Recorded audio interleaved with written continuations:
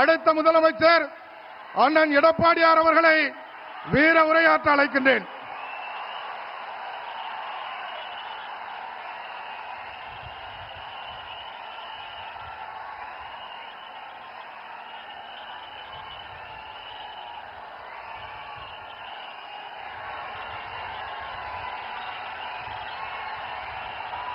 பொன்மனச்செம்மல் புரட்சி தலைவர் எம்ஜிஆர் அவர்களையும் இதேதையும் புரட்சி தலைவி அம்மா அவர்களையும் வணங்கி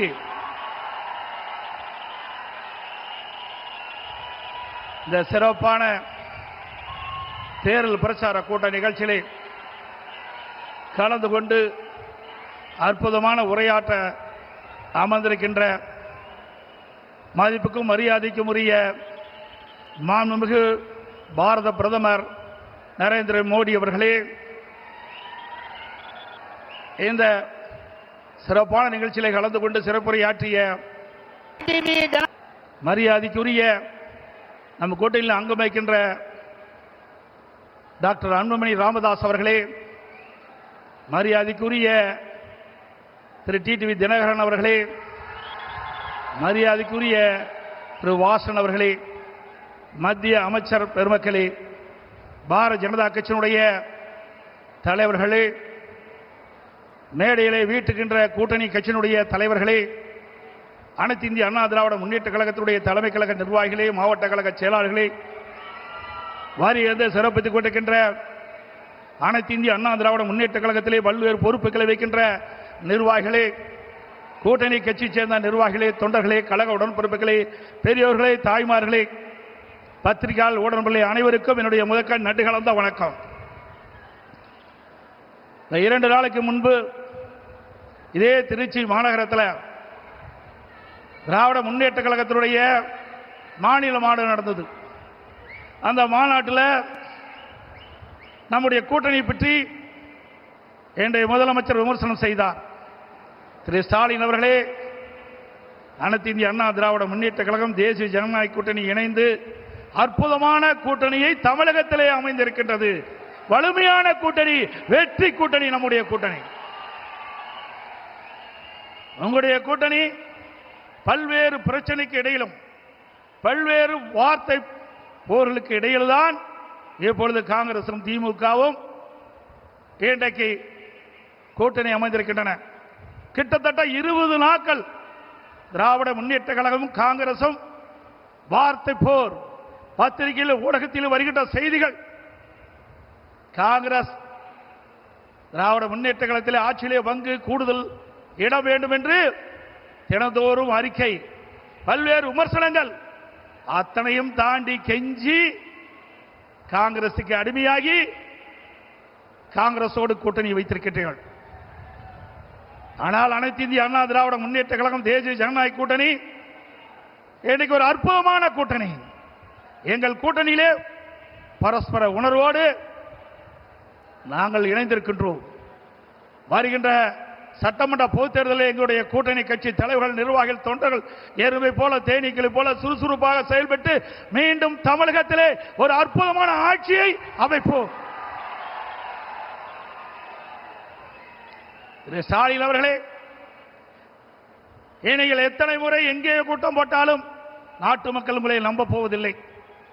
கடந்த 2021ஆம் ஆண்டு திராவிட முன்னேற்ற கழகத்தின் சார்பாக சுமார் 525 அறிவிப்புகள் வெளியிட்டீர்கள். 525 அறிவிப்புகளில் 4/1 அறிவிப்பு கூட இதுவரை நிறைவேற்றப்படவில்லை. அத்தனையும் பொய். கவர்ச்சிகரமாக பேசி கவர்ச்சிகரமாக அறிக்கை விட்டு அந்த தேர்தல் அறிவிப்பை இதுவரை நடைமுறைப்படுத்தாத அரசாங்கம் திமுக அரசாங்கம், திமுக கட்சி உங்களை அடையாளம் கண்டுகொண்டு விட்டார்கள். தேர்தல் வந்தால் அறிவிப்பு வரும் திராவிட முன்னேற்ற கழகத்திலிருந்து. தேர்தல் முடிந்தால் அதோடு விட்டு விடுவார்கள். அதுதான் திமுகவுடைய கொள்கை. ஆனால் அனைத்து இந்திய அண்ணா திராவிட முன்னேற்ற கழகத்தை பொறுத்தவரைக்கும் பொன்மனச்செம்மல் புரட்சி தலைவர் காலத்திலும் சரி, இதயம் புரட்சி தலைவர் அம்மாவுடைய காலத்திலும் சரி, கொடுக்கப்பட்ட வாக்குறுதியை நிறைவேற்றுகின்ற கட்சி அனைத்து இந்திய அண்ணா திராவிட முன்னேற்ற கழகம் எங்களுடைய கூட்டணி. ஆகவே மக்கள் ஏமாற்றி ஆட்சிக்கு வந்து இன்றைய தினம் மக்களை வாட்டி வதைக்கின்ற அரசாக திராவிட முன்னேற்ற கழகம் இன்றைக்கு திகழ்ந்து கொண்டிருக்கின்றது. எனக்கு முன்னாலே பேசிகள் சொன்னதை போல தமிழ்நாட்டுக்கும் என்டிஏவுக்கும் தான் போட்டி என்று சொல்கிறார். பாவம் மறந்து போய்விட்டார். அடிக்கடி மறதி திரு ஸ்டாலினுக்கு. திரு ஸ்டாலின் அவர்களே, நடக்க போவது தமிழ்நாடு சட்டமன்ற பொது தேர்தல். தமிழகத்தில் யார் ஆட்சிக்கு வர வேண்டும், யார் ஆட்சிக்கு வரக்கூடாது என்று மக்கள் முடிவு செய்கிற தேர்தல் இந்த தேர்தல். ஆகவே மக்கள் முடிவு செய்து விட்டார்கள். அதனால்தான் எங்களை பற்றி விமர்சனம் செய்ய உங்களால் முடியவில்லை.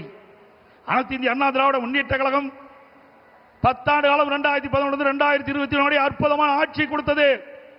அந்த ஆட்சி காலம் ஒரு பொற்கால ஆட்சி என்று மக்களால் பாராட்டப்பட்டோம். இன்றைக்கு விவசாயிகளாட்டும், தொழிலாளர்களாட்டும், இன்றைக்கு அரசு ஊழியர்களாட்டும் அத்தனை பேர்களுக்கும் அனைத்து கிடைக்கப்பட்ட ஒரே அரசாங்கமாக அனைத்து இந்திய அண்ணா திராவிட முன்னேற்ற கழக அரசாங்கம் திகழ்ந்து என்பதை நேரத்தில் தெரிவிக்க விரும்புகின்றேன். அதே போல திரு ஸ்டாலின் அடிக்கடி பேசுகிறார், எங்கள் கூட்டணியில் இருக்கின்ற அத்தனை பேருக்கும் ஒரே கொள்கை என்று. திரு ஸ்டாலின் அவர்களே, திராவிட முன்னேற்ற கழக கொள்கையும் காங்கிரஸ் கொள்கையும் ஒன்றா? திமுக கொள்கையும் கம்யூனிஸ்ட் கட்சியும் ஒன்றா? திரு திமுக கொள்கையும் இன்றைய தினம் விடுதலை சிறை கட்சியினுடைய கொள்கையும் ஒன்றா?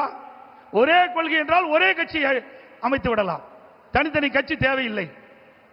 ஆக பல்வேறு கொள்கை உள்ள கட்சிகள் எல்லாம் ஒன்றாக சேர்ந்துதான் திமுக கூட்டணி அங்கம் வைக்கின்றது. ஆனால் திரு ஸ்டாலின் அடிக்கடி சொல்வதெல்லாம் மொத்த கல்வியுடைய கட்சி எல்லாம் ஒன்றாக இணைந்திருக்கின்ற சொல்லி இன்றைக்கு மக்களை ஏமாற்றிக் கொண்டிருக்கின்ற கட்சி திமுக கட்சி. ஆக கூட்டணி அமைப்பது இயல்பு. எல்லா கட்சியும் தேர்தல் நேரத்தில் கூட்டணி அமைப்பு வாக்கள் சிதறாக கூடாது என்பதற்காக மக்கள் திமுக ஆட்சி அகற்ற வேண்டும் என்ற ஒரே எண்ணத்தின் அடிப்படையிலே, தமிழ்நாட்டு மக்களுடைய நலன் கருதி தமிழ்நாடு ஏற்றம் பெற வேண்டும், வளம் பெற வேண்டும் என்ற அடிப்படையிலே, கொள்ளையடிக்கின்ற கூட்டத்தை விரட்டி அடிக்க வேண்டும் என்ற அடிப்படையிலே தேசிய ஜனநாயக கூட்டணி பிரமாதமான கூட்டணி அமைத்திருக்கின்றது. உங்கள் கூட்டணி அப்படி அல்ல. உங்கள் கூட்டணியை அமைக்கின்ற கட்சிகளும் அடிமையாக உங்களிடத்தில் இருந்து கொண்டிருக்கின்றன.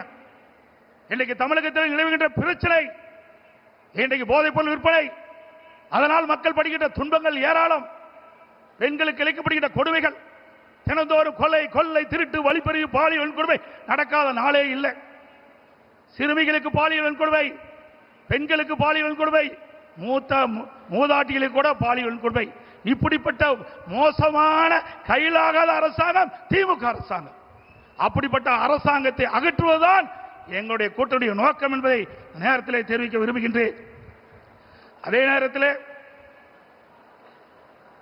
இன்றைக்கு திராவிட முன்னேற்ற கழகம் என்று சொன்னால் அது குடும்ப கட்சி, அது ஒரு கார்ப்பரேட் கம்பெனி, அது கட்சி அல்ல. அந்த குடும்பத்தில் இருக்கின்றவர்கள் தான் அந்த கட்சிக்கு தலைவராக முடியும், அந்த குடும்பத்தில் இருக்கின்றவர்கள் தான் ஆட்சி அதிகாரத்துக்கே வர முடியும். அப்படிப்பட்ட கட்சியை தமிழக மக்கள் இந்த முறை விரட்டி அடிக்கப்படுகிறார்கள். இந்த தேர்தலோடு திரு கருணாநிதி குடும்பத்திற்கு இறுதி கட்ட தேர்தல் மக்கள் முடிவு செய்து விட்டார்கள். தமிழகம் முழுவதும் ஒரே குரல், திமுக ஆட்சி அகற்றப்படுகின்ற ஒரே குரல் இன்னைக்கு ஒலித்துக் கொண்டிருக்கிறது. ஆக இப்படிப்பட்ட ஆட்சி தமிழகத்திலே அகற்றப்பட வேண்டும் என்று மக்களுடைய எண்ணம். அந்த எண்ணத்தை நிறைவேற்றுவதுதான் எங்களுடைய கூட்டணியுடைய நோக்கம் என்பதை நேரத்தில் தெரிவித்து, அனைத்து இந்திய அண்ணா திராவிட முன்னேற்ற கழகத்திலே பல்வேறு திட்டங்களை இங்கே நிறைவேற்றி கொடுத்திருக்கின்றோம். இந்த டெல்டா மாவட்டம் பொன் விளைகின்ற பூமி, அப்படிப்பட்ட விளை நிலங்களை திரு ஸ்டாலின் அவர்கள் துணை முதலமைச்சர் இருந்த காலகட்டத்திலே விவசாய நிலைகளை அபகரிக்கின்ற விதமாக மீத்தேன் ஹைட்ரோ கார்பன் திட்டத்திற்கு அந்த புரிந்துணர்வு ஒப்பந்தம் போட்டது திரு ஸ்டாலின் முன்னிலையிலே. விவசாயிகள் பாதிக்கப்படக்கூடாது என்பதற்காக அம்மாவுடைய அரசாங்கம் விவசாய கோரிக்கை ஏற்று மத்திய அரசோடு தொடர்பு கொண்டு அந்த விளைநிலங்களை பாதுகாக்கின்ற விதமாக பாதுகாக்கப்பட்ட வேளாண் மண்டலத்தை கொண்டு வந்து விவசாயிகளை பாதுகாத்த அரசாங்கம் அண்ணா திமுக அரசாங்கம். அதோடு குடிமராமத்து திட்டத்தை கொண்டது ஏரி, குளம், குட்டைகள் எல்லாம் அனைத்தும் சீர்வு செய்யப்பட்டு பெய்கின்ற மழைநீர் முழுவதும் சேமித்து வைத்தோம். அங்கங்கே தடுப்பணைகள் கட்டப்பட்டோம். ஆதனூர், குமாரமங்கலம், நஞ்சை புகழிலே தடுப்பணை கட்டப்பட்டது, முக்கம்பிலே தடுப்பணை கட்டப்பட்டது. அதே போல காவிரி குண்டாறு அற்புதமான திட்டம். வறண்ட பகுதியில் இருக்கின்ற நிலங்கள் எல்லாம் செழிப்பாக வளமாக இருக்க வேண்டும் என்பதற்காக, அந்த பகுதியில் நிலத்தடி நீர் உயர வேண்டும் என்பதற்காக காவிரி குண்டாறு திட்டத்தை கொண்டு வந்தோம். அந்த திட்டத்தையும் முடக்கிய அரசாங்கம் தான் விடியா திமுக அரசு. அதோடு பாரத பிரதமர் அவரிடத்திலே, மரியாதைக்குரிய நரேந்திர மோடி அவர்களிடத்திலே நான் முதலமைச்சராக இருந்த பொழுது ஒரு திட்டத்தை நிறைவேற்ற வேண்டும் என்று அவரிடத்திலே கோரிக்கை வைத்து அவரும் ஏற்றுக்கொண்டார். அதற்கு நடந்தாய் வாழி காவிரி திட்டம் என்ற அற்புதமான திட்டம். மேட்டூர் அணையிலிருந்து வெளியேறுகின்ற நீர் கடலிலே கலக்கின்ற வரை அந்த நதியின் கரை ஓரமாக இருக்கின்ற கழிவு நீர் அந்த நதியிலே கலங்கி நதியிலே கலந்து மாசுபடுகின்றது. அந்த நீரை சுத்தமான நீராக மக்கள் பருக வேண்டும், விவசாயத்துக்கு சுத்தமான நீராக பாய்ச்ச வேண்டும் என்ற அடிப்படையிலே அவரிடத்திலே கோரிக்கை வைத்தேன். அவரும் ஏற்றுக்கொண்டு அன்றைய தினம் 2 அவைகள் கூட்டுக்குழு கூட்டத்திலே மேதகு குடியரசுத் தலைவர் உரையிலே இடம்பெற செய்து 2024ஆம் ஆண்டு அதற்கு வடிவம் கொடுத்தார் பாரத பிரதமர் அவர்கள். அவருக்கு நன்றியை இந்த நேரத்தில் தெரிவித்துக் கொள்கிறேன். சுமார் 11,250 கோடி நடந்தாய்வாளி காவிரி திட்டத்திற்கு மத்திய அரசு அனுமதி கொடுத்தது 2024ஆம் ஆண்டு கொள்கை விளக்க குறிப்பிலே இடம்பெற்றிருக்கிறது தமிழ்நாடு அரசிலே. ஆனால் இதுவரை அதை நிறைவேற்றப்படவில்லை. அது அனைத்து இந்திய அண்ணா திராவிட முன்னேற்ற கழக ஆட்சியிலே கொண்டு வரப்பட்ட திட்டம், மத்திய அரசு அனுமதிக்கப்பட்ட திட்டம் என்ற ஒரே காரணத்திற்காக இன்று தினம் முடக்கி வைத்திருக்கின்றார்கள்.